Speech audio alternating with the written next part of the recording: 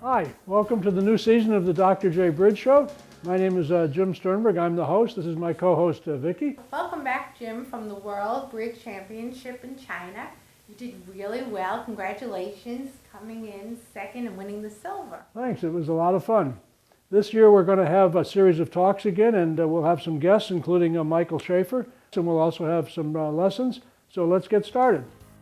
Let's talk for a minute about education versus legislation.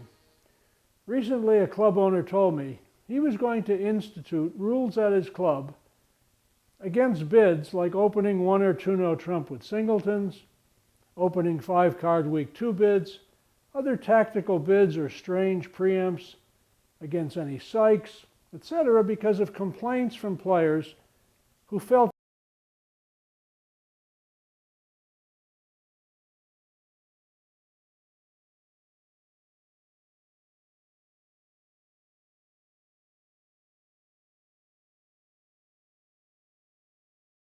by rudeness at the table, but certainly not by legal bidding.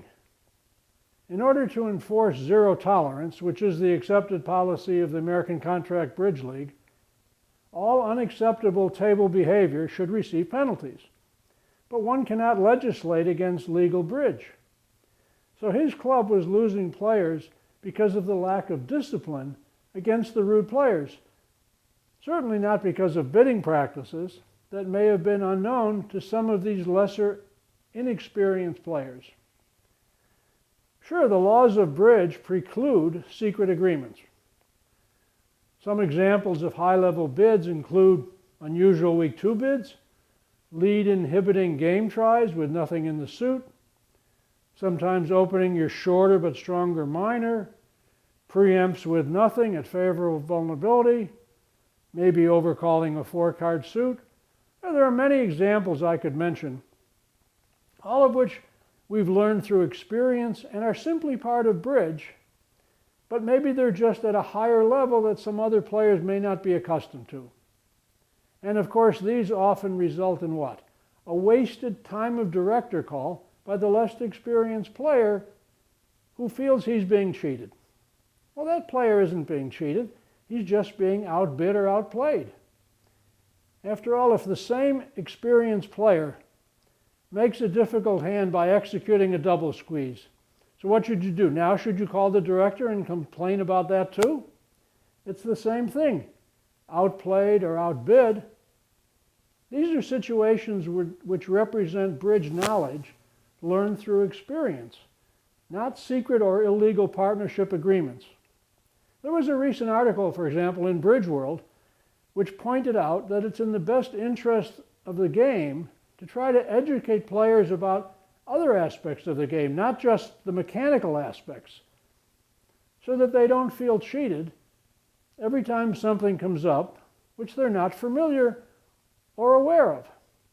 So what do we need? We need more education in bridge, not more legislation. It's important to understand when we should open the bidding 2 clubs, and instead when we should simply open one of a suit. Opening 2 clubs should show one of 2 hands, either a strong 1-suited hand or a strong balanced hand that was too strong to open 2 no trump. If you open 2 clubs with a 2 or 3 suited hand just because you have a gazillion high card points, it's going to be impossible to get all your suits in. Often when you're 5-4-3-1, the slam is in your 3-card suit and you'll never find it. It's much better to open a 1 bid and jump shift. Don't be so concerned about being passed out at the 1 level. Let's look at the first example. Here's a hand with too many points to open 2 no trump. You have a balanced hand, a little of everything. So this is a classic hand where you should open 2 clubs. And let's, for today's lesson, assume that your partner over 2 clubs always bids 2 diamonds as a waiting bid. And we'll talk about that later. What are the options over 2 clubs? So the auction here would go 2 clubs, and your partner will bid 2 diamonds waiting. And now you'll rebid 2 no trump, saying that your hand was too good to open 2 no trump. And then after this start, 2 clubs, 2 diamonds, you'll bid 2 no, and now all your systems are on. Your partner can bid 3 clubs Stamen, she can bid make a transfer bid.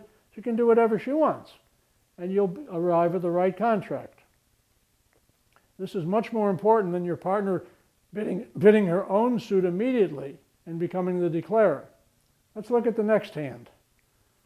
On the next hand, again, we're going to have too many high card points to open the bidding 2-no trump. Because here we have a balanced hand again, but we have 3 little spades. Now, should we be concerned about that? Well, we can't be concerned about this. We would have opened 2-no trump with a little less. So here again, we have 23 or so high card points. We should open the bidding 2 clubs, and over 2 diamonds, simply rebid 2-no trump and see what our partner does. Again, when we open some number of no trump, it's the responder who's going to take over and be in charge. Let's look at the next hand. Now, when you have a hand that's a strong 1-suited hand, where you have an unbalanced hand and have an old-fashioned strong 2-bid, you can start the bidding by opening up 2 clubs, and after your partner bids 2 diamonds, you can simply, with a hand like this, bid 2 spades. 2 spades is forcing to at least 3 of your major. If your partner passes when you bid 2 spades, the best thing you can do is get a new partner.